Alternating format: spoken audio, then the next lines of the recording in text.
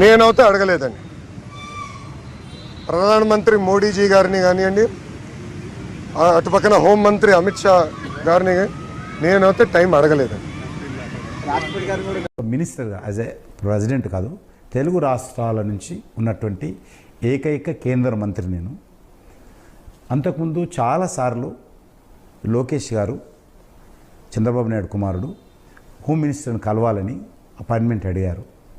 కాబట్టి ఆయన అడిగినప్పుడు అక్కడ అమిత్ షా గారికి అవకాశం లేకుండా ఉండింది, సమయం బిజీ ఉండింది, పార్లమెంట్ సమావేశాలు ఉండింది, అందులో ఉమెన్స్ బిల్ ఉండింది, G20 సమావేశాలు ఉండేవి, రకరకాల పని ఒత్తిడి కారణంగానే కలవలేదు.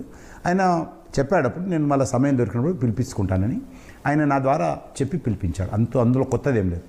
ఒక కేంద్ర హోంమంత్రిని కలుస్తున్నప్పుడు ఒక రకమైనటువంటి ప్రత్యేకమైనటువంటి పరిస్థితుల్లో అపాయింట్మెంట్ ఇవ్వాల్సి వస్తుంది ఎవరైనా సరే. ఈవెన్ మా ప్రత్యర్థులు వచ్చినా కూడా ఇస్తాం, మేము కాంగ్రెస్ పార్టీ వచ్చినా కూడా ఇస్తాం. కాబట్టి ఆ రకంగా వచ్చినప్పుడు అపాయింట్మెంట్ ఇవ్వాల్సి వచ్చింది. అంత ఖర్చారు, వాళ్ళ సమస్యలు కూడా చెప్పారు, అది కూడా చెప్పారు లోకేష్ గారు, ఏం చెప్పారో కూడా చెప్పారు. కాబట్టి అందులో పెద్ద ప్రత్యేకత ఏం లేదు. కలవడంలో యాజ్ ఎ హోమ్ మినిస్టర్ దేశంలో ఎవరైనా సరే కలవాల్సినటువంటి బాధ్యత హోంమంత్రి మీద ఉన్నది.